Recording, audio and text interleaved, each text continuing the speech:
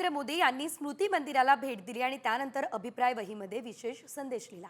स्मृती मंदिरामध्ये येऊन भारावून गेलेलो भारतीय संस्कृती, राष्ट्रवाद आणि संघटनात्मक शक्ती या मूल्यांना समर्पित असलेलं हे स्थान आपल्याला राष्ट्रसेवेमध्ये पुढे जाण्याची प्रेरणा देतं। हे स्थान देशसेवेसाठी समर्पित आहे असं सुद्धा त्यांनी या दरम्यान म्हटलेलं आहे। लाखो स्वयंसेवकांसाठी ऊर्जा स्रोत आहे असंही मोदींनी आपल्या संदेशात म्हटलं।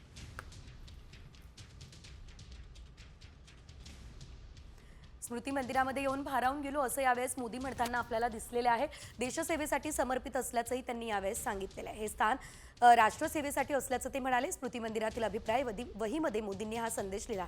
बाबासाहेब आंबेडकर यांच्या संदर्भात देखील त्यांनी लिहिलं असल्याचं आपण पाहू शकतो। त्यांचा अभिप्राय जो आहे तो आपण आपल्या टेलिव्हिजन स्क्रीनवरती पाहू शकतोय।